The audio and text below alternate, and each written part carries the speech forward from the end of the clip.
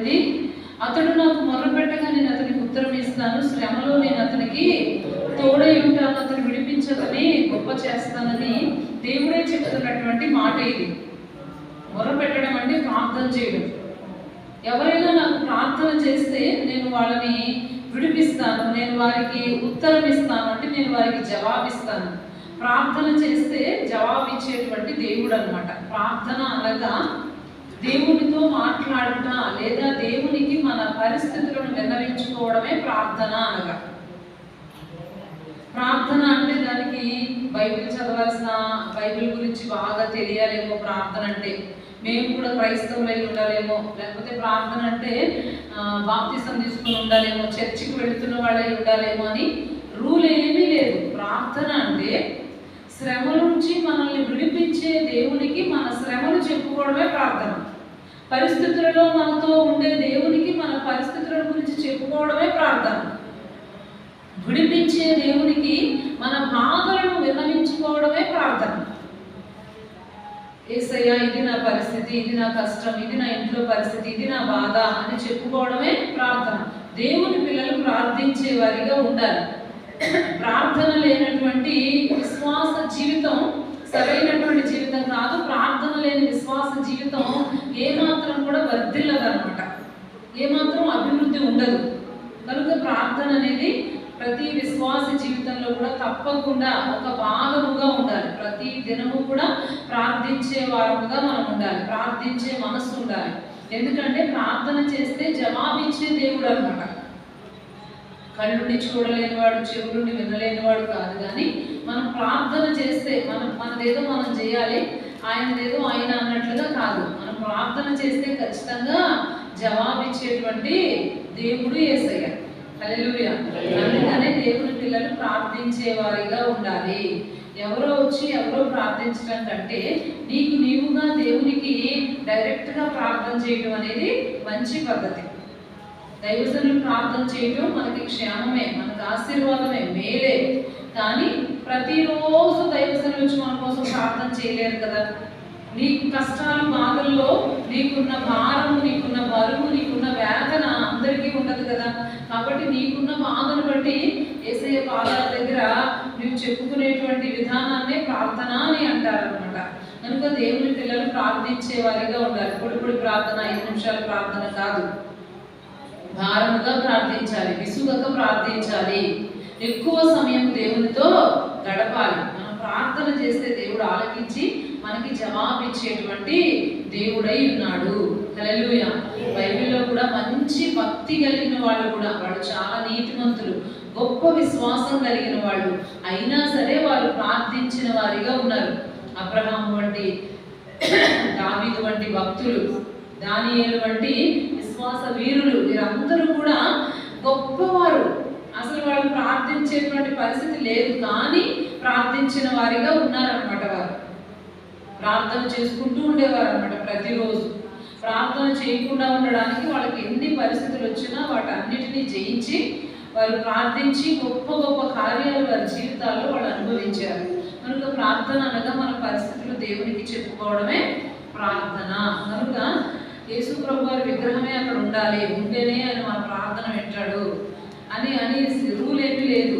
అందుకనే మందిరంలో విగ్రహం ఏమీ కూడా పెట్టవు కూడా. ఎందుకంటే దేవుడు విగ్రహంలో ఉండేవాడు కాదు. మనం కష్టంలో బాధలో ప్రార్థన చేస్తున్నప్పుడు మన దగ్గర ఉండేవాడు దేవుడు. అందుకనే బైబిల్ అంటుంది, నిజముగా మొరపెట్టే వారందరికీ దేవుడు సమీపముగా ఉంటాడట. కష్టంలో బాధలో ఎవరైతే ప్రార్థన చేస్తూ ఉంటారో దేవుడు వారి యొద్ద ఉంటాడట. కనుక దేవుని పిల్లలు ప్రార్థన చేయాలి. యేసు ప్రభు యొద్ద నుండి మనకు సహాయం కావాలంటే ఖచ్చితంగా మనము ప్రార్థన చేయాలి. నీ గదిలోనే, నీ ఇంటిలోనే ఒక మూలకు వెళ్ళి యేసు ప్రభు ఇది నా పరిస్థితి బాధ అని ఆయనకు చెప్పుకోవాలి. అప్పుడు ఆ దేవుడు మన యొద్దకు వచ్చి మన ప్రార్థన ఆలకిస్తాడనమాట. అందుకనే యేసు ప్రభు వారు ప్రార్థన ఆలకించేటువంటి దేవుడు. హల్లెలూయా. కనుక ప్రార్థన చేయకుండా చాలా మంది మేము దేవుడు నమ్ముకున్నాం, మాకేం అలా ఉంది, మాకు ఇలా ఉంది అని అనుకుంటూ ఉంటారనమాట. లోకంలో చూసేవాళ్ళు కూడా అయ్యో వాళ్ళు కూడా చర్చికి వెళ్తున్నారు, ఏంటి వాళ్ళ పరిస్థితి ఇలా ఉంది అనుకునే విధంగా ఉంటారు. కారణం ఏంటి అంటే ప్రార్థించాలని తెలిసి మీరు ప్రార్థన చేయరు. ఆదివారం మందిరానికి రావాలని తెలిసి మీరు మందిరానికి రారు. దానితో ఏంటంటే వాళ్ళు ఇబ్బంది పడుతూ ఉంటారు. చూసేవాళ్ళు కూడా అయ్యో చర్చికి వెళ్తూ ఇలా ఉన్నారేంటి అనే విధంగా ఉంటుంది వాళ్ళ పరిస్థితి. కనుక దేవుని పిల్లలు నిన్న నమ్ముకున్నా, మొన్న నమ్ముకున్నా, ఏడాది క్రితం నమ్ముకున్నా, 3 సంవత్సరాల క్రితం నమ్ముకున్నా, ఎప్పుడు దేవుని నమ్ముకున్నా సరే ప్రార్థన అనేది విశ్వాసుల జీవితంలో ఒక భాగం అయిపోవాలన్నమాట. హల్లెలూయా. కనుక ప్రార్థించే వారిగా మనం ఉండాలని దేవుని వాక్యం సెలవిస్తుంది. ప్రార్థిస్తే దేవుడు మన ప్రార్థన ఆలకిస్తాడు. రెండవది, దేవుడు యేసు ప్రభు వారు ఎవరంటే శ్రమలో తోడై ఉండే దేవుడు. మొదటిది, ఆయన ప్రార్థన ఆలకించే దేవుడు. యేసయ్య ఎవరు? ప్రార్థన ఆలకించే దేవుడు. రెండవది, శ్రమలో తోడుగా ఉండే దేవుడు. శ్రమలో తోడుగా ఉండేటువంటి దేవుడు అన్నమాట. కానీ శ్రమలు వచ్చినప్పుడు, మనుషులకి కష్టాలు, బాధలు వచ్చినప్పుడు మనుషులు విడిచిపెట్టి వెళ్ళిపోతారు. ఎందుకంటే సంతోషించే వాళ్ళతో సంతోషించడానికి లోకం ఎదురు చూస్తుంది, కానీ ఏడ్చే వాళ్ళతో ఏడవడానికి ఎవరు అంత సిద్ధంగా ఉండరు. కానీ దేవుడు ఎవరు అంటే శ్రమలో తోడై ఉండే దేవుడు. నీకు పలానా కులం అయితే నీతో ఉంటాను అని చెప్పేవాడు కాదు ఆయన. నువ్వు పలానా ఊరైతే నీతో ఉంటాను, నీకు పలానా దేశం అయితే నీతో ఉంటానని చెప్పినవాడు కాదు ఆయన. ఎవరు శ్రమలో ఉన్నా, ఎవరు బాధలో ఉన్నా వారితో ఉండే దేవుడు యేసయ్య. వారితో ఉండే దేవుడు యేసయ్య. అంటే మన కష్టాలు, బాధల్లో మనల్ని విడిచిపెట్టే దేవుడు కాదనమాట. నీ బాధలేదో నువ్వు పడు, నీ కష్టమేదో నువ్వు పడు అని విడిచిపెట్టేవాడు కాదాయన. కనుక శ్రమలలో తోడై ఉండేటువంటి దేవుడు. హల్లెలూయా. శ్రమలో తోడై ఉండే దేవుడు. బైబిల్ ప్రకారం శ్రమలు 3 రకాలుగా వస్తాయి. ఒకటి, పాపం వల్ల కలిగే శ్రమలు. మొదటిది పాపం వల్ల కలిగే శ్రమలు అన్నమాట. మనుషులు దేవుని మాట వినక ఇష్టానుసారముగా జీవిస్తూ సృష్టికర్తను పక్కన పెట్టి సృష్టిని ఆరాధిస్తూ లేనిపోయిన కష్టాలన్నీ తెచ్చుకుంటున్నారు. దీన్ని ఏమంటారంటే పాపం వల్ల కలిగే శ్రమలు అంటారు. అమ్మా 2 నిమిషాలు మాట్లాడకూడదు, వాక్యం జరుగుతున్నప్పుడు మాట్లాడకూడదు. కనుక శ్రమలు 3 రకాలుగా వస్తాయి. పాపం వల్ల కలిగేటువంటి శ్రమలు. మనుషులు పాపము చేసి దేవుడిచ్చినటువంటి ఆజ్ఞలను మీరిపోయి, దేవుడు కొన్ని ఆజ్ఞలు ఇచ్చాడు, మనుషులు ఇలా ఉండాలి, ఇలా ఉండకూడదు, ఇది చెయ్యాలి, ఇది చేయకూడదు, ఇవి తినాలి, ఇవి తినకూడదు అని దేవుడు కొన్ని ఆజ్ఞలు ఇచ్చాడు. ఎవరు? సృష్టికర్త అయినటువంటి దేవుడు. మనుషుల చేత చేయబడిన వాడు కాదు, కానీ మనుష్యులను తన పోలికలో నిర్మించిన వాడు. మనుషులు చేసినటువంటి దేవతలు, దేవుళ్ళు అనబడేవాళ్ళు బోలెడు మంది ఉన్నారు. కానీ మనుష్యులను చేసిన దేవుడు మాత్రం ఒక్కడే. ఆయన సృష్టికర్త. ఆయన భూమి ఆకాశములను కలగజేశాడు. తనలాగే మనుష్యులను నిర్మించాడు మట్టి నుండి. తన ఊపిరి మానవులకు ఇచ్చాడు. పురుషుడిగా స్త్రీగా కలగజేసి వారికి వివాహం చేసి వారి ద్వారా భూమి మీద మానవ జాతి అభివృద్ధి చెందేటట్లుగా చేశాడు సృష్టికర్త అయినటువంటి దేవుడు. హల్లెలూయా. కనుక మనుషులు చేసిన వాళ్ళు ఎన్నడూ దేవుడు కాదు, మనుషులను చేసిన వారే దేవుడు. సృష్టికర్త అయిన దేవుడు మనుషులను చేసి మనుషులకు కొన్ని నియమాలు పెట్టాడు. వాటినే బైబిల్ అంటుంది ఆజ్ఞలు అంటుంది. ఈ నియమాలను పాటించే వారే నిజమైన విశ్వాసులు. నేను చర్చికి వస్తున్నా పోతున్నా అనే వాళ్ళందరూ విశ్వాసులు కాదు. దేవుడు చెప్పినట్టు చేసేవారే ఆయన పిల్లలు.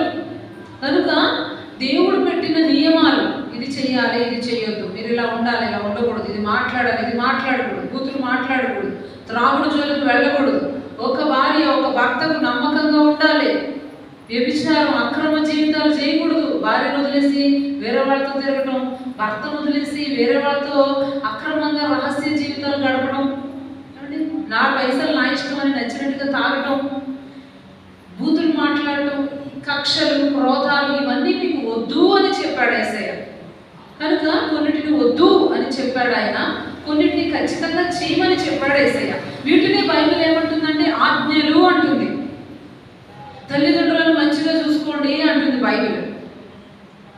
తల్లిదండ్రులను మంచిగా చూసుకోండి, నీ తల్లిదండ్రులను సన్మానించమంటుంది. 6 రోజులు కష్టపడి మీ పనంతా చేసుకొని 7వ రోజు ఆదివారం నా సన్నిధిలో, నా మందిరంలో మీరు ఉండండి అని యేసయ్య చెప్పాడు. కనుక దేవుడు ఉన్నాయి, వద్దు అని చెప్పినవి కొన్ని ఉన్నాయి. ఆ ఆజ్ఞలను పాటించే వాళ్ళే దేవుని పిల్లలు. కానీ చాలా మంది తెలిసి కూడా ఈ ఆజ్ఞలు పాటించరు. దేవుడు వద్దన్నది ఖచ్చితంగా చేస్తాడు, దేవుడు చేయమన్నది మానేస్తాడు. ఆ ఆదివారం అయ్యో మొన్నటి వరకు పనులు లేవు, ఇప్పుడే పనులు, ఈ పొలంలో పనులు, కూలి పనులు జరుగుతున్నాయి, ఇప్పుడే 500 ఇస్తారట, ఆడవాళ్ళకు కూడా 500 ఇస్తారట అని ఆదివారం చర్చలు మాకుంటే సరిపోతారు వీళ్ళు. అంటే వీళ్ళు ఏం చేస్తున్నారు? దేవుని ఆజ్ఞను పక్కన పెట్టేస్తున్నారు, దేవుని మాట పక్కన పెట్టేస్తున్నారు. అమ్మ నాన్నలు తిట్టేవాళ్ళు, కొట్టేవాళ్ళు, భార్యను మోసం చేసేవారు, భర్తకు అన్యాయం చేసేవాళ్ళు. మనుషులు ఇష్టానుసారంగా బ్రతుకుతూ పాపాన్ని కూర్చుకుంటున్నారు. ఈ పాపం వల్ల మనుషులకు ఏమొస్తాయంటే శ్రమలు వస్తాయి. ఈ పాపం వల్ల మనుషులకు ఏమొస్తాయి? శ్రమలు వస్తాయి అన్నమాట. శ్రమలు వస్తాయి, పాపం వల్ల కలిగే శ్రమలు. తర్వాత రెండవది సాధారణంగా వచ్చే శ్రమలు, సాధారణ శ్రమలు అన్నమాట. అంటే వేడి చేసింది అనుకోండి, శరీరం బలహీనం అవుతూ ఉంటుంది. కొన్నిసార్లు ఆర్థిక ఇబ్బందులు, వర్షాలు ఎక్కువైపోయాయి అనుకోండి, కొన్నిసార్లు పంటల్లో నష్టం కలుగుతూ ఉంటుంది. వీటిని ఏమంటారంటే సాధారణ శ్రమలు అంటారు. మూడవది నీతి నిమిత్తమైన శ్రమలు, దేవుని నిమిత్తమైన శ్రమలు. మానవులందరికీ కూడా, ముఖ్యంగా మన తెలుగు రాష్ట్రాల్లో, భారతదేశంలో దేవుడు ఎవరో తెలియక నిజమైన దేవుని నమ్ముకొని ప్రార్థనకు వస్తూ ప్రార్థన చేసుకుంటూ ఉంటే వాళ్ళని తెలియనటువంటి వాళ్ళు, ఎందుకంటే తెలియక ఆ దేవుని నమ్ముకున్నావా, మతం పుచ్చుకున్నావా, నువ్వు కూడా అందులో దిగిపోయావా, దిగిపోవడం కాదు ఇది, తెలియక అంటారనమాట. నువ్వు కూడా అందులో దిగిపోయావా, బొట్టు లేదు, ఏమీ లేదు, బొట్టు పెట్టుకోలేదు, ఏం పెట్టుకోలేదు అని చెప్పి హేళన చేస్తూ ఉంటారు, అవమానిస్తూ ఉంటారు అనమాట. ఎందుకంటే తెలియక చర్చికి వెళ్తున్న వాళ్ళని అలా అంటూ ఉంటారు. చర్చికి వెళ్తున్న వాళ్ళు ఖచ్చితంగా కొన్ని దేవుడు వద్దన్నాడు కదా, వాడి జోలికి వెళ్ళకూడదు. వాడి జోలికి వెళ్ళకపోతే అబ్బా పెద్ద భక్తుడైపోయాడు, పెద్ద పాస్టర్ అయిపోయింది, పెద్ద పాస్టర్ అయిపోయాడు అని చెప్పి తెలియక పాపం వాడి హేళన చేస్తూ ఉంటారు. వీటిని ఏమంటారంటే నీతి నిమిత్తం కలిగే శ్రమలు అంటారు. హల్లెలూయా. అంటే నువ్వు తప్పు చేస్తా నీ బాధలు పడుతున్నది దేవుడు నమ్ముకున్నందుకు, నిజమైన దేవుని దగ్గరకు వచ్చినందుకు, వెలుగైన దేవుని దగ్గరకు వచ్చినందుకు, మన కోసం ప్రాణం పెట్టిన దేవుని దగ్గరకు వచ్చినందుకు అర్థం కానటువంటి వాళ్ళు అలాగూ మాట్లాడతారు. నిజంగా అర్థమైన వాళ్ళైతే యేసయ్య ఎంత మంచి దేవుడో, ప్రార్థన ఎలా ఆలకిస్తాడో, ఎలా సహాయం చేస్తాడో అర్థమైన వాళ్ళు ఎన్ని పరిస్థితులు వచ్చినా, ఎన్ని కష్టాలు వచ్చినా యేసయ్యను మాత్రం వాళ్ళు ఏం చేయరు, విడిచిపెట్టరు. హల్లెలూయా. ఎందుకంటే ఆయన నిజమైన దేవుడు, ప్రార్థన ఆలకించే దేవుడు, శ్రమలో తోడై ఉండే దేవుడు, శ్రమలు పెట్టే దేవుడు కాదు. కొన్నిసార్లు ఇంట్లో వాళ్ళకి శ్రమలు వస్తూ ఉంటాయి. ఈ రోజుల్లో పిల్లలు బట్టి అమ్మ నాన్నలకి కష్టాలు, బాధలు. నిన్న ఒక అబ్బాయిని తీసుకొచ్చారు పాపం చర్చి దగ్గరికి. వాడంతా చదివేదాల్లో 7th క్లాస్, అంటే 7వ తరగతి చదువుతున్నాడు వాడు. చిన్నవాడు చాలా, కానీ తల్లిని తిట్టడం, తండ్రిని ఎదిరించడం, తల్లిని కొన్నిసార్లు కొట్టడం ఎంతో బాధ అనిపిస్తూ ఉంది. అంటే కన్న పిల్లల వల్లనే తల్లిదండ్రులకు బాధ. ఎంతో నమ్మి పుట్టింటి వాళ్ళని వదులుకొని భర్త అని చెప్పేసి వస్తే భర్త వల్ల మోసం, అన్యాయం. అంటే మనుషుల వల్లనే మనుషులకు బాధలు. కానీ యేసయ్య మనల్ని బాధ పెట్టేవాడు కాదు, కానీ మన బాధలలో మనకి తోడై ఉండేవాడు. హల్లెలూయా. పాపం వల్ల కలుగు శ్రమల నుంచి ఆయన విడిపించగలడు. ఎందుకంటే మన పాపముల కొరకు ఆయన సిలువలో మరణించిన దేవుడు. మనం ఆలోచన ద్వారా చేసిన పాపానికి ఆయన తలకి ముళ్ళ కిరీటం, మనుషులు పడుకొని చేసిన పాపానికి బదులుగా ఆయన ప్రక్కలో బళ్ళెపోటు, మనిషి చేతుల ద్వారా చేసిన పాపానికి యేసయ్య చేతిలో మేకులు, మనిషి కాళ్ళ ద్వారా చేసిన పాపానికి యేసయ్య కాళ్ళలో మేకు కొట్టబడింది. ఈ విధంగా మనిషి నిలువెల్లా తన శరీరము ద్వారా జరిగించిన ప్రతి పాపాన్ని కడగటానికి, ఆ పాపాన్ని తన మీద వేసుకున్న యేసయ్య తన శరీరంలో నడినెత్తి నుంచి అరికాలు వరకు కూడా ఆఖరి రక్తపు పొట్టు వరకు ఇచ్చేశాడు. మానవుల పాపము కొరకు యేసయ్య తన సొంత రక్తాన్ని చిందించాడు. గొర్రెల మేకల రక్తం కాదు. యేసు రక్తము ప్రతి పాపం నుంచి మనల్ని ఏం చేస్తుంది, పవిత్రులుగా చేస్తుంది. అందుకనే యేసయ్య దేవుడైన కూడా ఎందుకని దెబ్బలు తిన్నాడు అంటే మన కోసమే, మన పాపముల కోసమే. ఈ మాట అందరూ నా వెనక చెప్పండి. యేసయ్య, అందరూ చెప్పాలి, కుర్చీల వాళ్ళు కూడా, యేసయ్య దేవుడై ఉండి ఎందుకని అన్ని దెబ్బలు తిన్నారంటే నా పాపము కొరకే, నా పాపము కడగడానికి ఆయన తన రక్తాన్ని చిందించారు. హల్లెలూయా. కనుక యేసు ప్రభు వారి రక్తం ప్రతి పాపం నుంచి మనల్ని పవిత్రులుగా చేస్తుంది. కాబట్టి మనము అనేక విషయాల్లో తప్పిపోతూ ఉంటాం కనుక మనల్ని కడుక్కోవడానికి ఇదిగో ప్రభు బల్లాని బాప్తిసం తీసుకున్న వాళ్ళకి రొట్టె విరిచే కార్యక్రమాన్ని ఏర్పాటు చేస్తారు. దేవుని మందిరంలో దైవజనులు దాన్ని ఇస్తూ ఉంటారనమాట. కనుక రొట్టె తీసుకునేటప్పుడు అదేదో పలహారం అన్నట్టుగా తీసుకోకూడదు, అదేదో విగ్రహాల దగ్గర పంచే పలహారం అన్నట్టుగా తీసుకోకూడదు. నా కొరకు నలగగొట్టబడిన యేసయ్య శరీరం, నా పాపముల కొరకు చిందించబడిన యేసయ్య రక్తం ఇది. నేను ఇక్కడి నుంచి బూతులు మాట్లాడను, మోసాలు చేయను, పరిశుద్ధంగా బ్రతుకుతాను, దేవునికి ఇష్టంగానే ఏది చెయ్యను అని ఒప్పుకొని, యేసయ్య నన్ను క్షమించయ్యా, నన్ను కడుగయ్యా నీ రక్తంతో అని ఒప్పుకొని ఆ రొట్టె ద్రాక్షారసం తీసుకోవాలి. అలాగున మన పాపంలో నుంచి బయటకు రావాలి. లేకపోతే ఈ పాపం వల్ల కలిగే శ్రమలు భరించవలసి వస్తుంది. రెండవది సాధారణ శ్రమలు. సాధారణంగా మనుషులకు కలిగేటువంటి బాధలు, శ్రమలు వస్తూ ఉంటాయి మనుషులం కాబట్టి. దేవుడు నమ్ముకున్నాను, నాకేమైంది, 3 వారాలు చర్చకొచ్చాను, 7 వారాలు చర్చకొచ్చాను అని మానేస్తుంటారు చాలా మంది. కానీ మనుషులం కదా, శ్రమలు వస్తూ ఉంటాయి. దేవునితో మనం ఉంటే దేవుడు ఆ శ్రమల నుంచి మనల్ని బయటకు తీసుకొస్తాడు. ఇంకా నువ్వు దేవునిలో ఖచ్చితంగా నిలబడినప్పుడు, నీతిగా నిలబడినప్పుడు, నీతిగా వాక్యంలో ఉన్నది ఉన్నట్టుగా చేస్తూ నువ్వు నిలబడినప్పుడు లోకం అందరూ కూడా హేళన చేస్తారు, అవమానిస్తారు. అప్ప నువ్వే దేవుని గారు నమ్ముకున్నావా, మేము నమ్ముకోలేదా, నువ్వే పెద్ద దిగొచ్చావా అని హేళన చేస్తారు. అవి దేవుని నిమిత్తం కలిగే శ్రమలు. నిజమైన దేవుని పిల్లలు దేవుని కోసం మాటలు పడాలి, శ్రమలు పడాలి.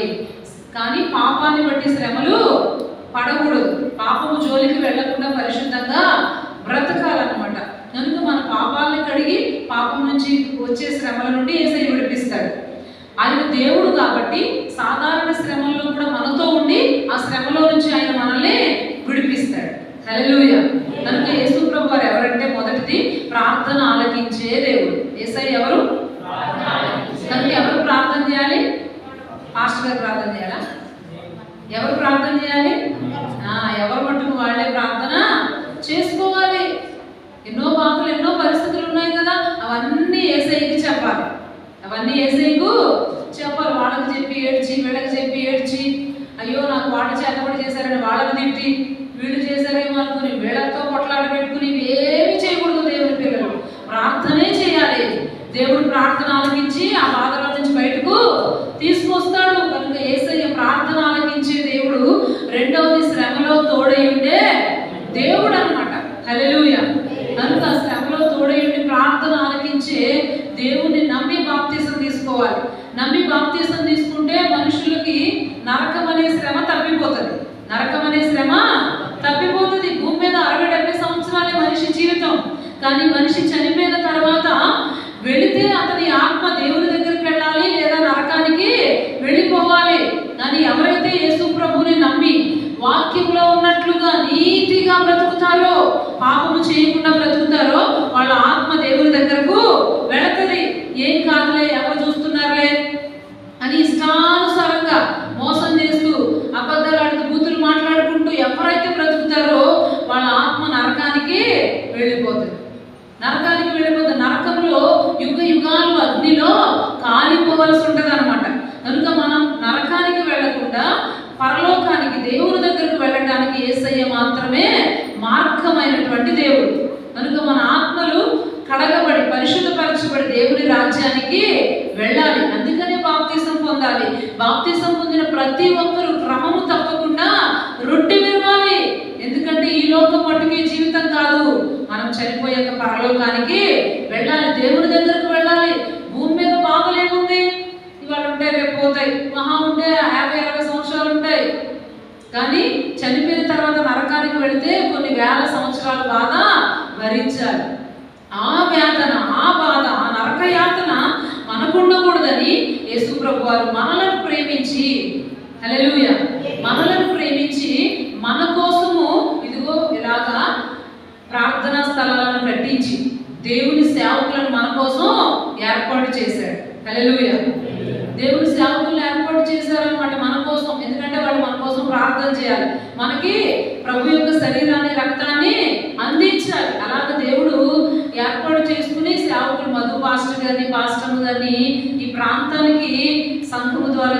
పరిస్థితుల ద్వారా పంపించడం జరిగింది. వాళ్ళు కూడా ఉద్యోగాలు చేసుకునేవారు, వాళ్ళు కూడా మంచి మంచి కుటుంబాల పరిస్థితులు ఉన్నాయి. కానీ ఈ గ్రామానికి దేవుడు ప్రేమించి పంపించాడు అనమాట. కనుక చెప్పినట్టుగా వింటూ, సేవకులు చెప్పినట్టుగా వింటూ, తెలియని విషయాలు తెలుసుకొని, బాప్తిసం పొందకపోతే బాప్తిసం పొందుకొని, బాప్తిసం పొందుకుంటే మన క్రియలన్నీ ఒప్పుకొని రొట్టె ద్రాక్ష రసంలో చక్కగా పాలు పంపులు పొందాలి. అప్పుడు ప్రార్థన ఆలకించే దేవుడు శ్రమలో నుంచి మనల్ని విడిపిస్తాడు. మన ఆత్మలు నరకానికి వెళ్లకుండా దేవుని రాజ్యానికి వెళతాయి. కనుక ప్రార్థన ఆలకించే దేవుడు, శ్రమలో తోడై ఉండే దేవుడు యేసయ్య మిమ్మల్ని అందరినీ అలా బలపరిచి నడిపించాలని ఆశపడుతూ ఈ మాటలు ముగిస్తూ ఉన్నాను. వాక్యం ఫలించినట్లు